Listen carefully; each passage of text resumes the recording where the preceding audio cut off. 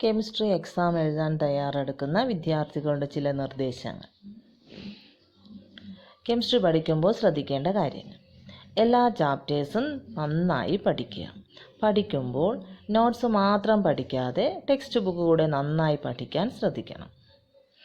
ഏതെങ്കിലും ഒരു ഇക്വേഷൻ പഠിക്കുകയാണെങ്കിൽ വെറുതെ വായിച്ചു പോകാതെ എഴുതി തന്നെ പഠിക്കുക.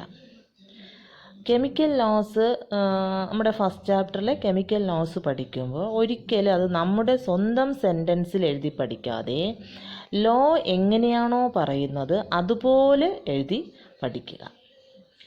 ഒരു ആൻസർ പഠിക്കുമ്പോൾ അതിൽ ഏതെങ്കിലും ഇക്വേഷൻ ഉൾപ്പെടെ ഉണ്ടെങ്കിൽ അത് ഇക്വേഷൻ ഉൾപ്പെടെ പഠിക്കുകയും ഇക്വേഷനിലെ ഓരോ ടേംസും വ്യക്തമായി മനസ്സിലാക്കുകയും അത് നമ്മൾ ആൻസർ ചെയ്യുമ്പോൾ എഴുതുകയും വേണം.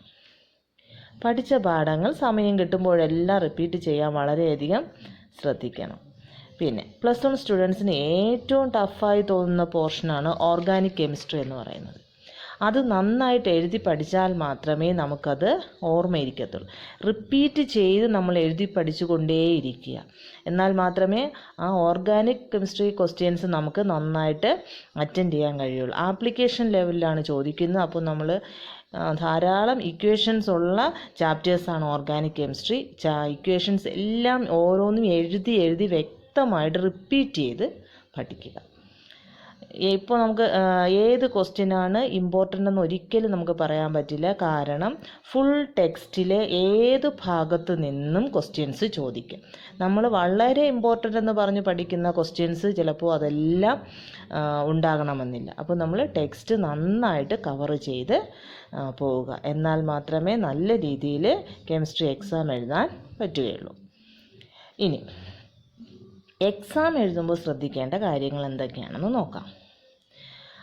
എക്സാം എഴുതുമ്പോൾ ഒന്നാമതായിട്ട് ശ്രദ്ധിക്കേണ്ടത് എല്ലാ ക്വസ്റ്റ്യൻസും അറ്റൻഡ് ചെയ്യാൻ ശ്രമിക്കുക. 1 വേർഡ് ക്വസ്റ്റ്യൻസിൽ 9 ക്വസ്റ്റ്യൻസ് കാണും. അതിൽ 7 ആൻസർ ചെയ്യാൻ പറയുമെങ്കിലും നമുക്കറിയാവുന്ന 9 അറിയാമെങ്കിൽ 9 ആൻസർ ചെയ്യുക.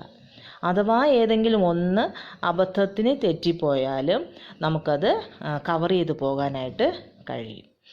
അതുപോലെ ഇപ്പോൾ ABC ഇങ്ങനെ ഓപ്ഷൻസ് ഉള്ള ക്വസ്റ്റ്യൻസ് ആണെങ്കിൽ ഇപ്പോൾ Aയും Bയും ആൻസർ നമുക്കറിയാം, പക്ഷേ C അറിഞ്ഞുകൂടാ എന്ന് കരുതി നമ്മൾ ആ ഫുൾ ക്വസ്റ്റ്യനും അവോയ്ഡ് ചെയ്യരുത്. അറിയാവുന്ന അത്രയും എഴുതുക. Aയും Bയും അറിയാമെങ്കിൽ Aയും Bയും എഴുതുക. അതിനുള്ള മാർക്ക് നമുക്ക് കിട്ടും. പിന്നെ ഇക്വേഷൻസ് പ്രോബ്ലംസ് വരുമ്പോൾ പ്രോബ്ലം ചെയ്യുമ്പോൾ ഇക്വേഷൻസ് എഴുതുകയും ഇക്വേഷൻസിലെ ടേംസിൻ്റെ വാല്യൂസ് എടുത്തെഴുതുകയും വാല്യൂസ് സബ്സ്റ്റിറ്റ്യൂട്ട് ചെയ്ത് കാണിക്കുകയും വേണം. അഥവാ ലാസ്റ്റ് ആൻസർ തെറ്റിപ്പോയാലും സ്റ്റെപ്പിന് മാർക്ക് കിട്ടും, നമ്മുടെ ഇക്വേഷന് മാർക്ക് കിട്ടും, നമ്മുടെ ടേംസ് എഴുതിയതിന് മാർക്ക് കിട്ടും. എല്ലാ ക്വസ്റ്റ്യനും അറ്റൻഡ് ചെയ്യാൻ മാക്സിമം ശ്രമിക്കുക. ഒന്നും വിട്ടുപോകരുത്.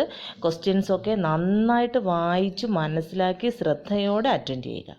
എല്ലാ കുട്ടികൾക്കും എൻ്റെ വിജയാശംസ.